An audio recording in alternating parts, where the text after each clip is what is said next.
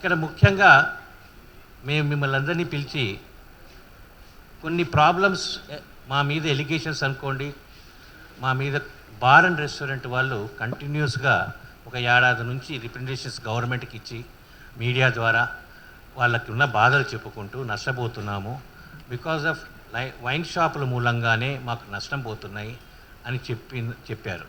దానికి బేసిక్గా మేము క్లారిఫికేషన్ ఇవ్వడానికి ఈ రోజున మేము అందరం వచ్చి కూర్చున్నాం. నా పక్కన ఉన్న సెక్రటరీ గారు Ramachandra Reddy, treasurer Subhash, vice president నువ్వు, వీళ్ళందరం కలిసి వచ్చాము ఈ రోజున. ముఖ్యంగా వాళ్ళు చేస్తున్న point timings. First point timings మాకు మొదటి నుంచి 11 o'clock ఉండేది. మధ్యలో ఒక 2 years 10 PM పెట్టారు.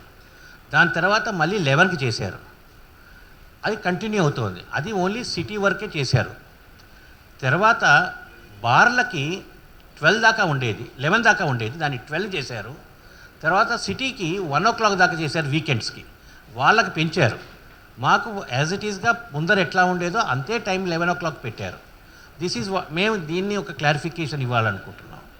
రెండోది, ఎక్కడైతే మధ్యలో అంటే లైసెన్స్ పీరియడ్లో మాకు ఇచ్చిన పర్సంటేజ్ ఆఫ్ కమిషన్, అంటే మాకు ఇచ్చే రెవెన్యూ కమిషన్ కానీ లేకపోతే ఇంకోటి ఏదైనా కూడా పాలసీలో ఎలా అయితే ఉన్నదో ఆ విధంగానే కంటిన్యూ చేయాలి. మాకు ఇచ్చే లైసెన్స్ పీరియడ్ 2 years. ఈ 2 yearsలో ఇచ్చిన గైడ్లైన్స్ రూల్స్ ప్రకారంగా మాకు ఇస్తారు.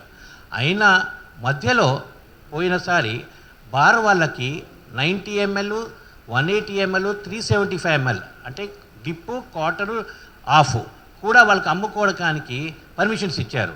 అంటే బేసిక్గా మాకు ఉన్న లైసెన్స్లో అమ్ముకోవాల్సినది మమ్మల్ని మా షేర్ని మళ్ళీ వాళ్ళకి అమ్ముకునేటట్టు చేశారు.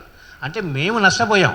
అంటే ఆల్మోస్ట్ లైక్ 10 to 20% సేల్ ఉన్నదాన్ని వాళ్ళకు కూడా వెళ్ళిపోయింది.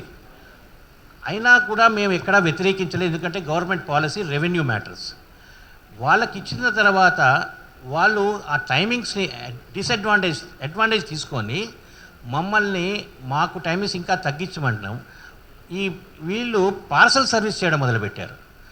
ఎంఆర్పి రేట్లలో వాళ్ళు అమ్మడం మొదలుపెట్టి ఎక్కడైతే బార్లు కనుక ఉన్నాయో వాటికి మేము ఏదైతే రేటు ఎంఆర్పి ఫిక్స్ చేసిన గవర్నమెంట్ రేటుకి వాళ్ళు పార్సల్ చేస్తున్నారు. అంటే వాళ్ళు ఇల్లీగల్గా మా కన్జ్యూమర్ ఎవరైనా వస్తే వాడికి ఓపెన్ చేసి పెగ్ మెజర్లో ఇవ్వాల్సినది పోయి బాటిల్గా అమ్ముతున్నారు.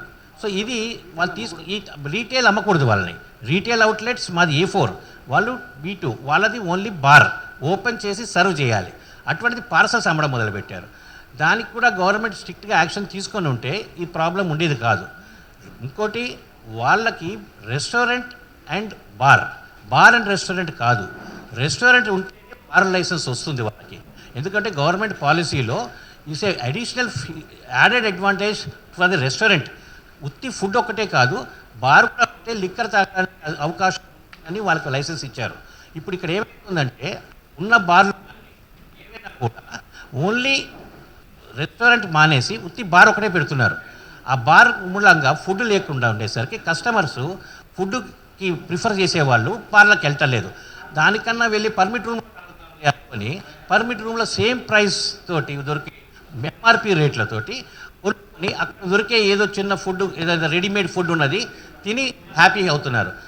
మూలంగా పర్మిట్ రూమ్ మూలంగా మాకు నష్టం వస్తుందన్న చెప్పడం కూడా తప్పే. ఈ విధంగా ఇంకోటి ఏంటంటే బార్, ఇప్పుడు మనం చూస్తున్నాం సిటీలో కొత్త రెస్టారెంట్స్ విత్ బార్స్ వస్తున్నాయి, ఎన్నో ఓపెన్ అవుతున్నాయి, ఎంతో ఇన్వెస్ట్ చేస్తున్నారు బార్ల మీద. అంటే వాళ్ళందరూ నష్టపోతారని కాదు కదా, వాళ్ళు కూడా ఫుడ్ మీద ఎక్కువ కాన్సన్ట్రేట్ చేసి లిక్కర్ మీద తక్కువ కాన్సన్ట్రేట్ చేసి వాళ్ళకి సర్వ్ చేస్తున్నారు. కనుక వాళ్ళకి ఎప్పుడు కూడా ప్రాఫిటబిలిటీ బిజినెసే ఉంది. మాకు గవర్నమెంట్కి రెవెన్యూ మేమెంత ఇస్తున్నాము, వాళ్ళు ఎంత ఇస్తున్నాము అనేది కూడా కంపేర్ చేయాలి, చూడాలి. కంపేరింగ్ చేసేటప్పుడు ఇట్స్ ఎ వెరీ డిఫికల్ట్. మేము చేసే 1:50 అప్లికేషన్స్ మా టెండర్లో వేస్తాం మేము. మాకు 2 years మా లైఫ్ పీరియడ్. వాళ్ళకి ఎవ్రీ ఇయర్ ఎక్స్టెన్షన్ అవుతూ ఉంటుంది. అంటే ఎవ్రీ ఇయర్ రెన్యువల్ చేసుకుంటున్నారు. రెన్యువల్ చేసుకునే అధికారం వాళ్ళకు ఉన్నది, ఆ పాలసీలో వాళ్ళకి ఇచ్చారు. మాకు రెన్యువల్ లేదు. 2 ఏళ్ల తర్వాత నాకు లక్ బాగుంటే మళ్ళీ అప్లికేషన్ వేస్తేనే నాకు లాటరీలో తగిలితేనే నేను షాప్ చేసుకోగలను. కానీ వాళ్ళకి అలా అవసరం లేదు. 1 ఇయర్లో సపోజ్ వాళ్ళకి లాస్ వచ్చిందనుకోండి, వాళ్ళు వెళ్ళిపోవచ్చు. కానీ మాకు అలా లేదు. 2 ఏళ్ళు కంపల్సరీగా నేను బిజినెస్ చేయాల్సిందే. నష్టం వచ్చినా ప్రాఫిట్ వచ్చినా 2 ఏళ్ళు నేను లైసెన్స్ ఫీజు కట్టేసినందుకు అలానే ఉండాల్సి వస్తుంది.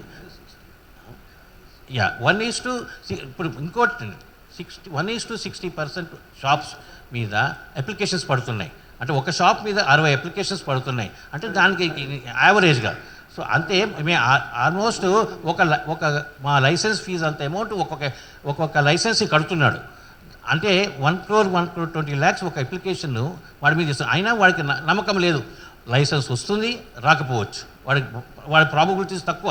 అయినా అందుకని వాడు 60 అప్లికేషన్స్ వేసుకుంటున్నాడు. That's one. ఇంకోటి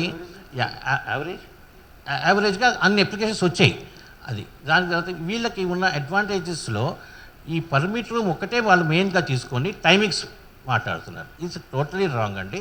మేము దాన్ని ఖండిస్తున్నాం. గవర్నమెంట్కి కూడా మేము రిప్రజెంటేషన్ నిన్న కమిషనర్ గారికి ఇచ్చాము, రిప్రజెంటేషన్స్ ఇచ్చాము. మాకు రెవెన్యూ సార్ ఇక్కడ ఒకటి టోటల్ చిన్న క్లారిఫికేషన్. టోటల్ లిక్కర్ షాప్స్ మా దగ్గర మొత్తం తెలంగాణలో 2620 ఉన్నాయండి. బార్లు 1386 ఉందండి సార్.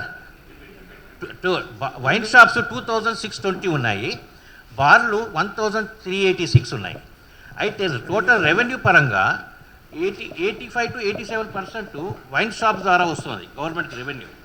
అదే బార్లకి ఈ 13 to 15% sir total revenue of total shops 2620 shops ఉన్నాయి సార్. బార్లు 1186 బార్లున్న సగం షాప్ బార్లున్నా కూడా రెవెన్యూ పరంగా చూస్తే 85 to 87% 85 to 87% ఈ రెవెన్యూ పరంగా గవర్నమెంట్కి వైన్ షాప్ ద్వారా వస్తున్నాయి. అంటే లెక్క ప్రకారంగా చూస్తే 50% వైన్ బార్లు ఉన్నా కూడా రెవెన్యూ పరంగా వైన్ షాప్ ద్వారానే రెవెన్యూ వస్తుంది. అదే బార్లకి 13 to 15% గవర్నమెంట్కి రెవెన్యూ వస్తుంది. సో ఈ పరంగా కూడా గవర్నమెంట్కి రెవెన్యూ ఇచ్చేది మేమే. ఇంకోటి ఎంఆర్పి వైలేషన్ చేయడానికి వీల్లేదు. అదే ఇప్పుడు ఎంఆర్పి రేట్ ప్రకారంగానే మేము అమ్మాలి. వాళ్ళ ఎంఆర్పికి వైలేషన్ అనేది ఉండదు. ఎందుకంటే బార్లు ఏ రేట్లో అయినా అమ్ముకోవడానికి వీలుంటుంది. ఇంకోటి బార్లు సెల్ఫ్ ఎంప్లాయ్మెంట్ అండి. వాళ్ళు సొంతంగా బిజినెస్ చేసుకోవడానికి పెట్టుకున్నది. అది సెల్ఫ్గా బిజినెస్ చేసుకుంటున్నారు. బేసిక్గా మేము ఒకటేనండి, ఎనీ బార్ రెస్టారెంట్ చెప్పాం కదా. అయితే ఇక్కడ ఎనీ బార్ అప్లికేషన్ పెట్టుకునేటప్పుడు అతనికి రెస్టారెంట్ ఉండాలి. రెస్టారెంట్ ఉంటేనే బార్ లైసెన్స్ వస్తుంది. అది గవర్నమెంట్లో రూల్ 6లో ఉంది, క్లియర్గా మెన్షన్ చేశారు. విత్ జిఎస్టీతో సహా ఉండాలి. కంపల్సరీ జిఎస్టీ ఉండాలి, కిచెన్ ఉండాలి, దానికి తగ్గట్టు అన్ని ఫార్మాలిటీస్ ఉంటేనే వాళ్ళకి బార్ వస్తుంది. పర్మిషన్ తీసుకున్నాక టోటల్గా కిచెన్ని క్లోజ్ చేసేసి ఓన్లీ బార్లు పెట్టి నడిపిస్తున్నారు. అది టోటల్గా రాంగ్. గవర్నమెంట్ టోటల్గా దీన్ని చెక్ చేసి రెస్టారెంట్స్ ఉండాలి కంపల్సరీగా అనేది యాక్షన్ తీసుకోవాలని మేము కోరుకుంటున్నాం. వాళ్ళు కంపల్సరీగా 100% అది అందుకని అవి లేవు కనుక వాళ్ళకి నష్టపోతున్నామంటున్నారు. నష్టపోతున్నది మాట వాస్తవం. అయితే ఇవన్నీ కూడా కంపల్సరీ అది ఉంటే వాళ్ళకి నష్టం అంటే తక్కువ. ఎందుకంటే బార్కి వెళ్తున్న వాడు ఫుడ్ కూడా దొరుకుతుంది అనే ఉద్దేశంతో వెళ్తున్నాడు. అక్కడికి వచ్చి తాగడం కోసం వెళ్ళడం. ఫుడ్ కూడా ఉంటే హీ షుడ్ బి హ్యాపీగా తినచ్చు అని వెళ్తున్నాడు. దాని తర్వాత కిచెన్స్ కూడా ఎక్కడ కూడా మీరు ఏవి హైజీనిక్ ఉండవు. సో ఈ హైజీనిక్ మూలంగా కూడా చాలామంది కస్టమర్లు ప్రిఫరింగ్ వేరే చోట్లకి వెళ్ళడానికి, పెద్ద రెస్టారెంట్స్కి వెళ్ళి అక్కడ ఫుడ్ దొరకడానికి వెళ్తారు. ఇది మాకు ఎనీ పాయింట్స్